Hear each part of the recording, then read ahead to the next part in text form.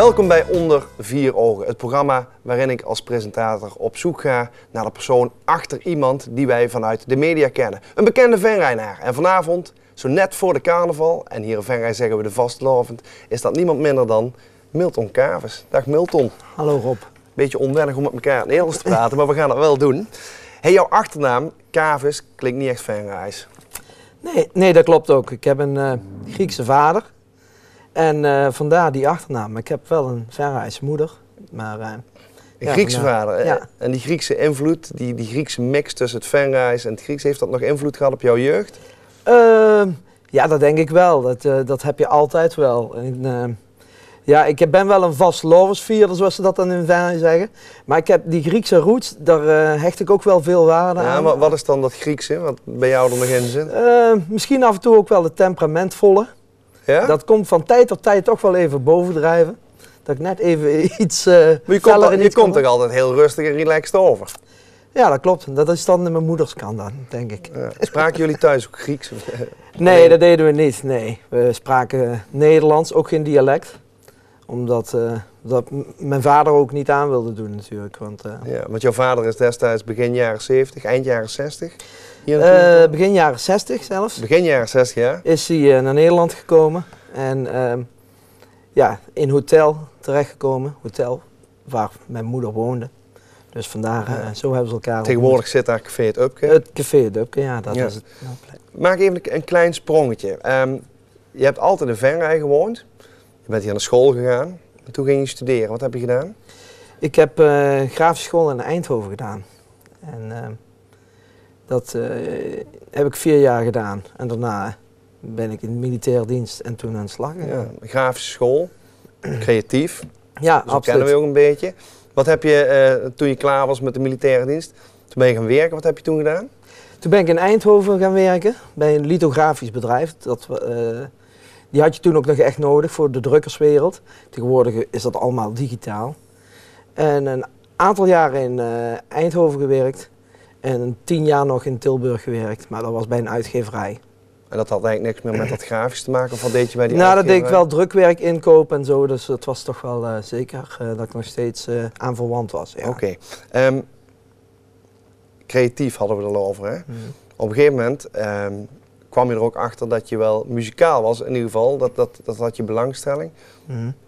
Speelde je een instrument of wat heb je gedaan? Ik speel gitaar. En dat doe ik eigenlijk helemaal niet zo super goed. Maar ik ken wat akkoorden en ik kan ook geen muziek lezen.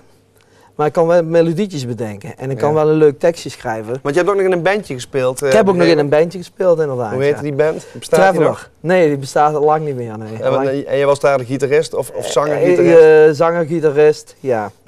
En wat voor muziek speelde? Dat was een top 40 band. In de jaren 80 konden die nog overal optreden en zo. En dat hebben we veel gedaan. Ja. Maar in ieder geval dat creatieve, dat sluimert er zo'n beetje tussendoor. Want dat is eigenlijk ook mijn opstapje naar het volgende stukje.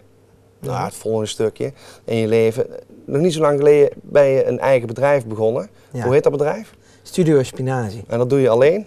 Nee, dat doe ik met Willy Voesten. Willy Voesten, een andere creatieveling hier uit Venray. En jullie zijn 6 jaar geleden gestart. Ja. Dat was net voor de crisis. Ja. Was dat niet heel spannend om je eigen bedrijf te beginnen? Het is altijd spannend om zoiets te beginnen.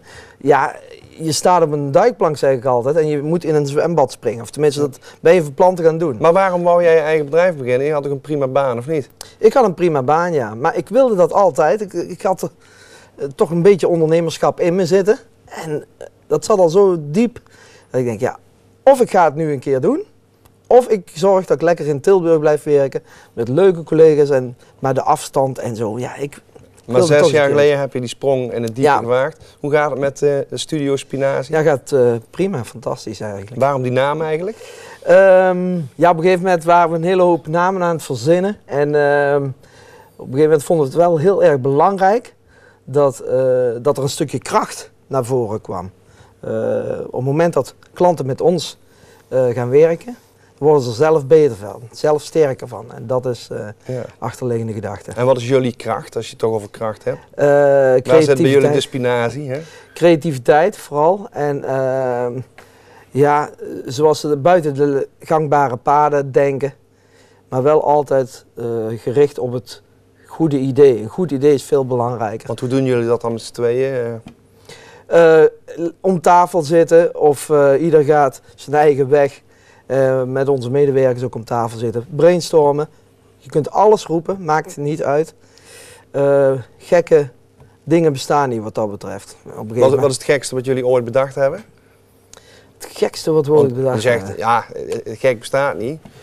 Maar wat is het meest, ja, een opdracht waarvan je zegt, nou, daar ben ik zo trots op? Ik ben heel trots op wat we voor de Limburgse theaters hebben gedaan. Daar hebben we ook een prijs voor ontvangen. En dat was, je kon je cadeau, wat je gekregen had, in december, met kerst of met Sinterklaas, kon je weer inleveren en dan kon je er kaart voor de Schouwburg voor terugkrijgen. Dat hebben we ook in samenwerking met de theaters van Limburg gedaan. Dus allemaal die mensen die een vervelend Sinterklaas cadeautje hebben gekregen, die renden massaal naar het theater om een gratis kaart te krijgen. Ja, het was een groot succes. Dus, wat is er met die cadeaus gebeurd? Dat weet ik niet. Dat ligt misschien nog ergens bij de theaters. Wat wil jij nog bereiken met het bedrijf? Heb je nog een droom? Ja, ik denk dat je dromen altijd moet blijven houden. Dat komt misschien een stukje vanuit, dat ik even terugpak van mijn vader. Mijn vader zegt, op het moment dat je geen dromen meer hebt, dan is je leven dus eigenlijk klaar en ook geen wens meer hebt. Maar jullie werken in opdracht van opdrachtgevers. Ja. Maar klopt het ook dat je zelf nog helemaal vol zit met ideeën die je ook nog weg ja, en daar zou ik meer aandacht aan willen geven. Dat moet je toe dwingen om dat te doen. En dat maar kun je daar al een tipje van de sluier van oplichten? Van hé, nou dat idee, dat wil ik nog graag een keer uitvoeren of hou je dat liever... ja, dat natuurlijk wel, ja. Maar het zit hem ook... Je moet denk ik veel meer tegenwoordig de mix maken van de digitale wereld, waar we eigenlijk ondertussen veel meer in zitten, dan in het gangbare papier. Maar dat papier blijft ook nog wel bestaan. En die mix die moet je echt goed erin. En daar wil je nog... Nou, goed, daar hebben we ideeën over. Dat komt een keer naar boven. Maak weer een sprongetje. Want je zit hier als Milton Kavers, maar het grote publiek, het Venrijse publiek, kent je nog als Forst Milton, inmiddels Alt-Forst Milton. Ja. Paul Fransen is jou opgevolgd per 11 november. Ben je in een zwart gat gevallen? Och, niet te geloven. Nee, ik doe nog zoveel dingen en ik heb dat vanaf 11 nog niet direct gemerkt. Dat komt omdat ik af en toe nog wat liedjes maak, ook voor Circus Muk, of mensen vragen me nog voor dingen. Ik ben met 7x11 bezig, wat over een paar jaar in Venray gaat plaatsen. Wanneer is dat precies? Dat is in 2015. Maar daar zijn we nu al met de eerste voorbereidingen bezig met een commissie. En vanaf printsproclamatie, vanaf 5 januari, merk ik het dus wel. Want dan had ik door de week al heel veel avonden dat ik weg moest zijn. En dat heb ik nu niet. Dus ik heb het wel is nu een stuk rustiger. Ik heb meer vrije tijd gekregen. Ja. Ik kom straks nog even terug op die liedjes van je. Want dat is een passie van je, doe je al heel lang. Maar voordat ik daarop verder ga, wil ik heel even met jou naar Deke Smeets gaan kijken. Die zat er de vorige keer. Ja. En die heeft een zogenaamde doorgeefvraag voor jou bedacht. En ik zou zeggen, kijk even mee en daarna ben ik benieuwd naar het antwoord. Ik ben benieuwd. Milton de best nu alt-vorst, dus de best nu gewezen vorst. En dan moet ik toch even een vraag stellen. Daar heb je nu jaren ervoor gezorgd dat de vastelovend goed dreden. Moest je met van alles rekening houden. Nu kent ze weer zelf vastelovend gaan vieren. En daar heb ik toch wel een vraag bij. Want ik hoorde ooit op de radio een verslag, toen zat ik in de wagen en toen vroeg ook een verslaggever aan een meisje wat ergens op vastelovend aan het vieren wordt op de markt in Bergen op Zoom of in Breda. Ja, waarom vier je eigenlijk carnaval? En dat meisje heeft een antwoord erop gegeven wat ik nooit vergeten ben, omdat het heel erg raak wordt. En ik denk, omdat het ook een heel lastige vraag is, wil ik ze die ook stellen. Milton, waarom ga ze eigenlijk vastelovend vieren? Dat is een... Een hele eenvoudige vraag, maar... Het is een hele eenvoudige vraag. Maar het antwoord is niet zo eenvoudig. Nee, inderdaad, is ook zo. Het heeft natuurlijk een enorme lange traditie. En de traditie zit hem ook in de kerk. Daar komt het van heen. En dus, ik snap zijn vraag ook wel.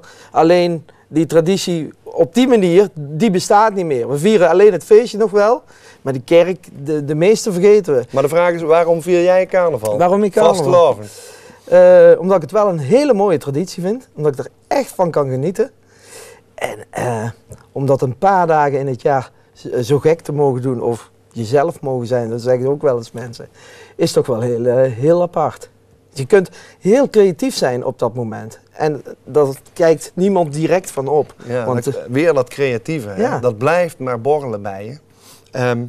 Even terug naar de liedjes. Jij bent volgens mij een van de weinige verenaren die ooit de LVK-finale gehaald heeft. ja, klopt. Samen met je broer. Ja, Maar welk liedje was het ook alweer? nog niet misschien. En dat is 21 jaar geleden ondertussen, ja. En toen zijn jullie als hoeveelste geëindigd? Zesde. We eindigen als zesde, ja. Even Wat terug dat op het antwoord van dat meisje in de vraag van Dirk Smeets. Die zei, als ik wist waarom ik vastelovend zou vieren, dan zou ik ermee stoppen. Ja. Ja. Goed. Hey, mag ik jou heel hartelijk bedanken voor dit gesprek. En ik wens je natuurlijk evengoed een schitterende vastelovend. Ja, hetzelfde. Dankjewel. Dankjewel. Goed. Dames en heren, mag ik u heel hartelijk danken voor het kijken naar Onder Vier Ogen. En over een paar weken zijn we weer terug met de volgende gast. Dank u wel. Tot ziens. Everybody's changing and I don't feel the same.